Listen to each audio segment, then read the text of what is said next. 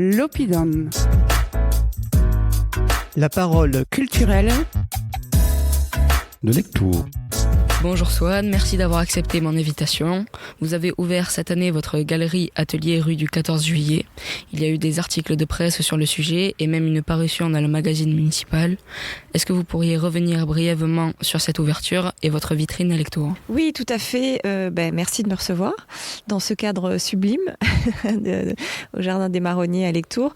Pour revenir sur l'ouverture de la galerie, en effet, c'est vraiment une vitrine, c'est-à-dire que c'est une toute petite galerie qui est plus un lieu de rendez-vous pour mes collectionneurs et les gens qui ont envie de voir mes tableaux.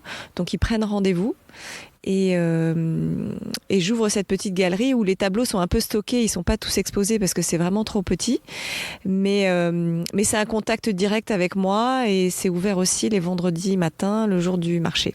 Vous êtes une artiste de la mouvance impressionniste. Est-ce que vous pouvez nous parler de votre parcours national et international, puisque vous exposez dans plusieurs pays ? Oui, alors mouvance impressionniste, je dirais post-impressionniste, mais je prends le compliment, merci.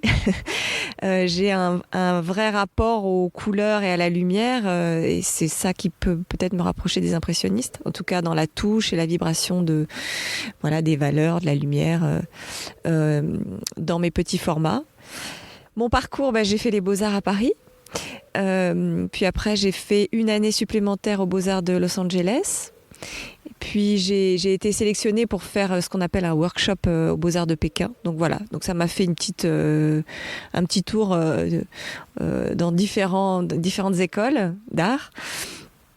Mon expérience avec les États-Unis, puisque c'est un peu ça qui a tout déclenché, c'est que j'ai envoyé mon portfolio à plusieurs galeries et le soir même, j'ai eu une réponse d'une galerie qui a été emballée et qui a voulu tout de suite faire une exposition solo, c'est-à-dire avec uniquement moi comme artiste. Et voilà, et ça a fait boule de neige et ça m'a ouvert les portes sur d'autres galeries en France. Donc ça s'est fait un peu à l'envers. Pour vous, c'est quoi une artiste peintre en 2025 ? Et est-ce que votre travail est menacé par les IA génératives ? Alors je dirais que moi je fais un peu de la résistance. C'est-à-dire que déjà dans mon travail et l'univers évoqué, je suis un peu nostalgique d'un autre temps plutôt 19e, bien qu'il y ait aussi des choses contemporaines dans ma peinture, mais c'est un curieux mélange. Mais en tout cas, moi, je le vis comme une sorte d'échappatoire à tout ce qui se passe dans le monde en ce moment, que je trouve beaucoup trop violent, beaucoup trop vulgaire, dénué de poésie. Je suis assez inquiète en fait. Donc ces histoires que je me raconte dans mes peintures, ça me permet de m'évader et de rêver à un monde meilleur. Dans vos tableaux de petit format, on voit des personnages mélancoliques. Pourquoi ce choix artistique ? Ça revient un petit peu à ce que j'ai commencé à évoquer tout à l'heure.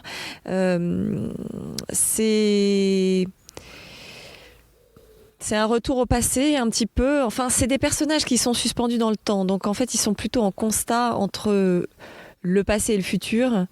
Et c'est pour ça que les fonds sont abstraits et que ça nous permet... On ne sait même pas trop s'ils sont dans un intérieur ou un extérieur. Et ça nous permet de se poser nous-mêmes la question de où on est, où on va... quelle vie on a envie d'avoir. Quel est votre registre de peintre ? Est-ce que vous peignez d'autres émotions, d'autres vies, des hommes ? Alors, je dis que les hommes sont pas trop présents dans mon travail, mais qu'ils sont hors cadre. C'est-à-dire qu'ils sont quand même là, même si on les voit pas. Alors, il y en a quelques-uns parfois. C'est vrai qu'il y en a pas beaucoup. Certainement parce que c'est un peu autobiographique et qu'il y a beaucoup de relations mère-fille, relations de transmission, d'héritage, Et voilà, il y a beaucoup de cieux aussi. Parce qu'il y a une dimension spirituelle dans mon travail et que je suis un peu à la recherche d'un absolu. Et il y a une référence à l'icône aussi puisque c'est peint sur bois et je peins à plat, je peins pas sur chevalet, donc c'est aussi ça a un vrai sens en fait, ces petits formats qui sont comme des boîtes, qui sont plus des objets que des tableaux. Voilà, mais je peins, je cherche pas vraiment à peindre une émotion, c'est comme un journal intime, comme je peins tous les jours. c'est ce que je traverse, ce que je vis sur le moment en fait. J'essaye pas vraiment de contrôler ça. Vous nous parlez de petits formats qui sont caractéristiques de votre travail. Pouvez-vous nous en dire plus ? Oui, ces petits formats, je pense que ma peinture est intimiste. Elle est précieuse et assez féminine et les personnages sont assez mystérieux puisqu'ils sont plutôt silencieux, avec plein de mystères. Donc j'aimais bien ce rapport au corps où il faut aller vers la toile, enfin c'est pas une toile mais aller vers la peinture plutôt que l'inverse, que ce soit un grand format qui s'impose à nous. J'aime bien que le regardeur apprivoise mes peintures et s'approche doucement pour voir ce qui va se passer. Comment votre travail se nourrit-il de notre société d'aujourd'hui et comment vous le traduisez dans vos œuvres ? Je pense qu'il se nourrit de l'opposé, tout simplement, pratiquement, et que j'essaye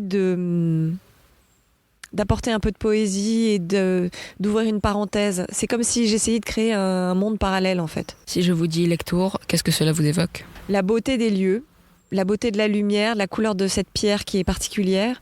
Moi, quand je suis arrivée, je venais de Paris, mais quand je suis arrivée ici, j'ai trouvé que c'était comme un décor de film.